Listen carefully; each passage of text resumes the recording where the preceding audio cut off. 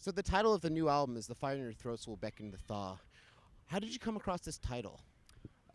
It was kind of the whole idea of being an instrumental band. We wanted to kind of portray the uh, our our problems with like we wanted to like try and make a political statement sort of because of the whole like Bush getting elected and all that kind of stuff. Lots of things happened that year that really pissed us off, the war, all that kind of stuff. But we're an instrumental band, so we didn't want to like make things like we didn't want to like put all this like political stuff all over artwork, no art, political artwork, all this kind of stuff. So we tried to keep it. We tried to like figure out a way to like subtly put like portray our discontent with things, but we wanted it to be like there's a sense of hope for people. Like we feel like our music is we try to like make it uplifting a little bit. So we're not like depressed dark dudes at all. So we're pretty happy guys, and but all that shit pissed us off really bad. So like we really wanted to like that was kind of, we recorded it during the winter. So and winters in Chicago are pretty brutal. So that was a whole nother thing. It was like February, so we had 3 months of that, and then like so things were kind of getting a little oppressive.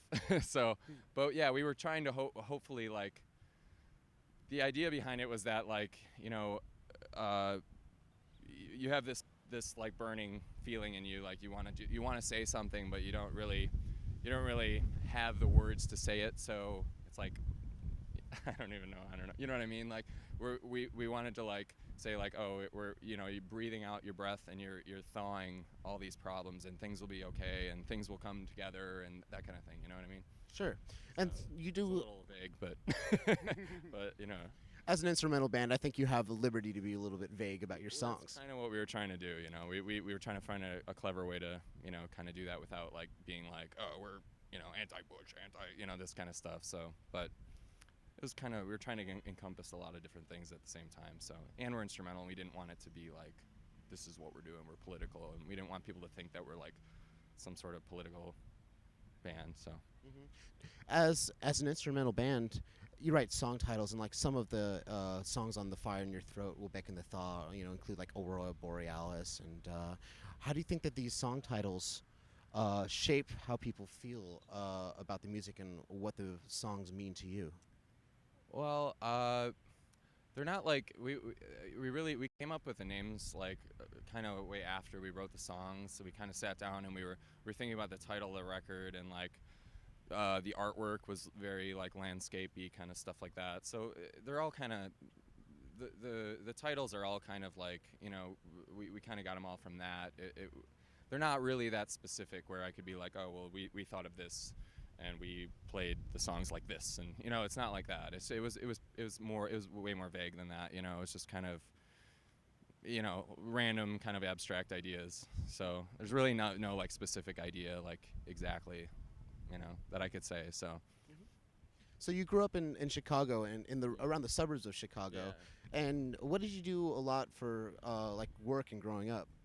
yeah, I was a land surveyor for a while. I was and I did carpentry for probably like 5 years. So just the manual labor shit. Manual labor, kind of in the city, huh? Yeah, definitely all over the city. So Wait a minute.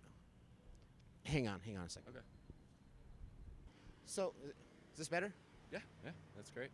It's more at home a little bit. Yeah, a little bit. I guess so. Yeah. So, what do you feel are the advantages and disadvantages? As an instrumental band, you don't have a singer. So, what do you feel are the advantages and disadvantages of not having a vocalist?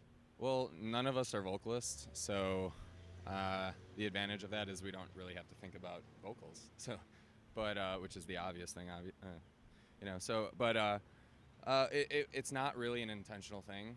We have no problem with vocals. Like we just kind of started doing it, and there was really no thought behind it. We started playing together without a vocalist and got asked to do shows randomly, so we just did it and started doing it, and it kind of just the ball started rolling, and we just went with that. So there's really not that much thought behind it.